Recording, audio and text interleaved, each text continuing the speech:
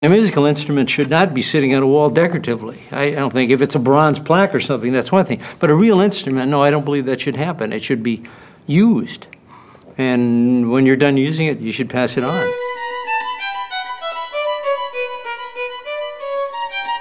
My name is John Eckarts. I'm one of the band directors here at Duluth Edison Charter School in the Washburn building, which is the middle school.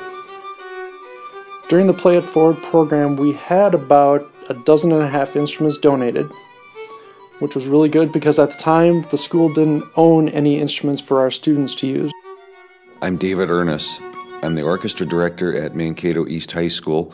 I've been teaching here 31 years. After the Play It Forward program started, it was not more than, I don't believe it was more than 2 weeks, I got a phone call from an elderly gentleman that said that he had a violin at home hanging on his wall, and he played it when he was in high school. This instrument will work just fine for a student.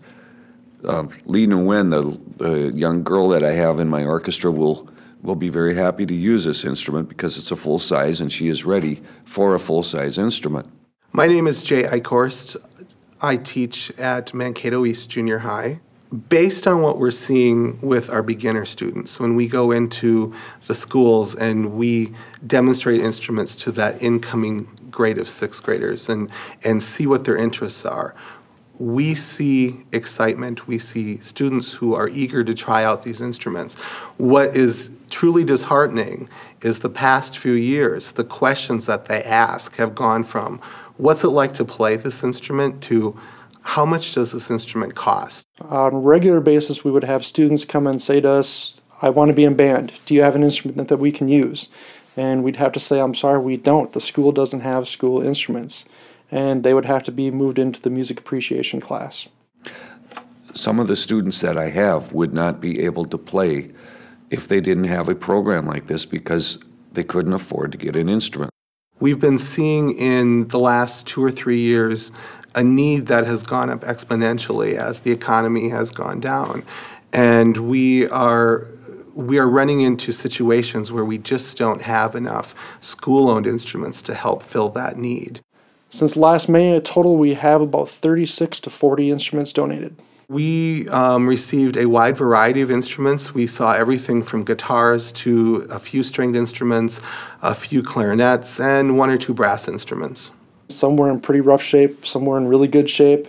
We made it work. We set up an agreement with an instrument repair person in town, and we gave them the instruments, they cleaned them up. The band program here, we funded that, and it's that important to spend the money to get the instruments here for the students to use. So we made every instrument work. We had an instance last fall where for a while we had 3 beginner clarinet students sharing 1 instrument, and they had to check it out and take it home. Somebody got it on Tuesday, somebody got it on Wednesday, and so on. And so, as luck would have it, after we started the program, 2 clarinets came in. So that has solved that problem, enabled them all to have their own instrument. My name is Lee Nguyen, and I'm from Mankato East High School. I first heard about it a couple of days ago. Mr. Ernest told me that there was someone that wanted to donate the violin to me because I've had a 3/4 size violin and I need a full-size one. Well, I'm personally glad that somebody's going to use it. Yeah, I'm glad too. It's a really nice violin. It is. It is. It never sounded good when I played it, so I wasn't sure. Well, when did you start playing it? I was in the 4th grade. That would be 1940, Wow. 50, about 1950. Played it for 4 years. How come you stopped? I made a decision I wanted to be a basketball player, and there was a conflict between the meeting times of the practices. As I said, the violin never sounded that good when I played it, so I wasn't that good at violin. Well, Mr. Ernest kind of fixed it up, and I guess there was something wrong with the D string, and so he took it up to the House of Note, and they fixed it up, and now it looks like this. Oh, it looks beautiful. The one that I used to play, it was like 3/4, and I was like, I don't know, it was like this much smaller than this violin, and it was really small, and it was really easy for my fingers that time because my fingers were smaller that time, but now that I'm taller and my fingers have grown.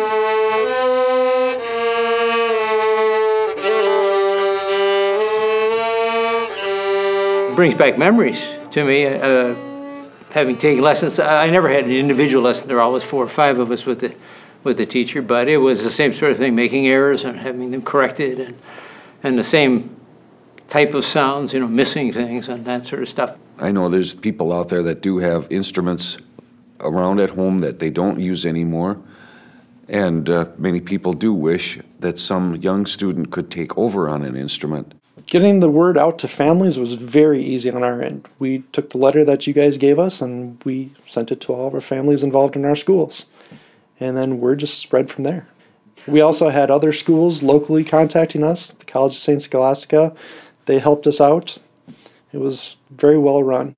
As soon as we tell them that money should not determine whether or not you can play this instrument, you can visually see students relax.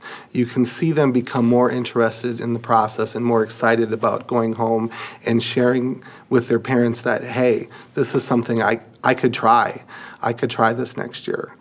A lot of students are excited that they can participate in the band program. We had some that were in the music appreciation class that found out that we had these instruments, and they asked us if they could move in because they wanted to be in the band, but they couldn't afford an instrument. What we found is it created an awareness in the community that there was this need, and so it's continued sporadically throughout the year. I think it made a bigger difference, a bigger impact having the support of MPR and in getting the instrument donation drive going. It showed that it wasn't just our school trying to get donations. It showed that it was more of a community project. It's made a huge difference in our school, and we're just very pleased and thankful for MPR for taking the time and energy that they did to get this going. We're very happy. It's made a big difference in our school and our band program. And it doesn't matter if it's a 10-year-old instrument or a 20-year-old instrument. It's a new instrument when that child gets it the first day. And the excitement on their face says it all. So I would really encourage people to look, see what they can donate, and do whatever they can to help arts and music in the state.